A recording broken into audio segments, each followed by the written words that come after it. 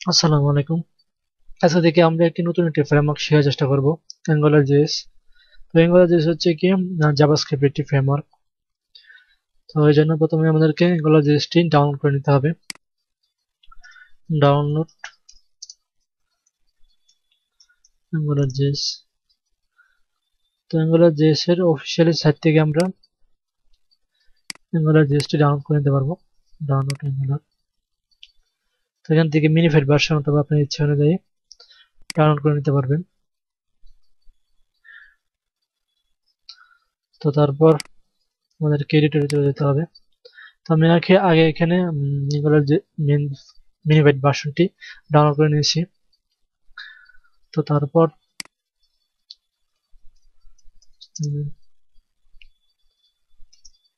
this is title, আমাদের source ফাইলটি ধরিয়ে দিতে হবে। স্ক্রিপ্ট সার্চি angular min js। তো অ্যাঙ্গুলার অ্যাপ্লিকেশনটি রান করার জন্য আমাদেরকে এখানে ng অ্যাপ ব্যবহার করতে হবে। ng app. তো তারপর আমরা যদি প্রোগ্রামটি ফার্স্ট রান করতে চাই, সাপোজ ডাবল কার্লি ব্রেসে, তাহলে অ্যাঙ্গুলার জেএস আমরা ডাবল কার্লি ব্রেস ইউজ করতে পারি। এইভাবে আমরা ডাবল কার্লি ব্রেস ইউজ করে আমরা আউটপুট দেখতে পারি। সেভাবে 3+3 যদি আমরা আউটপুট দেখতে চাই তাহলে রান করি 3+3 = 6, আউটপুট দেখাচ্ছে। যদি আমরা চাই যে মাল্টিপ্লিকেশন দেখবো, আমরা 4 × 56 মাল্টিপ্লিকেশন হবে 264। এভাবে দেখা যায়। এছাড়াও যদি চাই একটা এরে নেবো, এরে 76 to 6 2 dot length।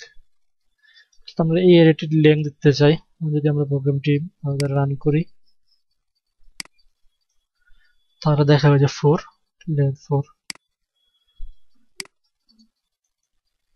এছাড়াও যদি আমরা ইনপুট টাইপে কোনো প্রোগ্রাম করতে চাই, সাপোজ ইনপুট টাইপ টেক্সট,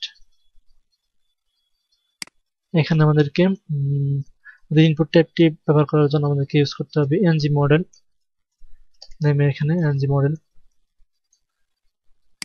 দেন নেম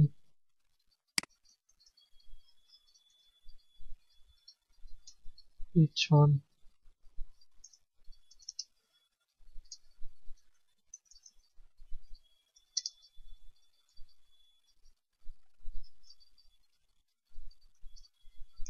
ব্যবহার করে বেশ।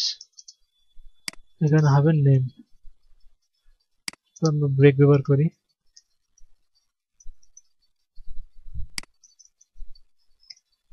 ব্রেক। এখন যদি আমরা প্রোগ্রামটি রান করি, ইনপুটের নাম দিই দিস ইজ নেম। আমরা ইনপুটে যে টাইপ করতেছি তা অটো, এখানে দিস ইজ নেম দেখাচ্ছে। সো তাহলে আমরা এইভাবে ইনপুট টাইপের মাধ্যমে তারপর আমরা বিভিন্ন এরিয়া অথবা বেলোনিয়ার মাধ্যমে কাজ করতে পারি। তো এই ছিল আজকে অ্যাঙ্গুলার জেএস শেখার প্রথম পর্ব। ধন্যবাদ।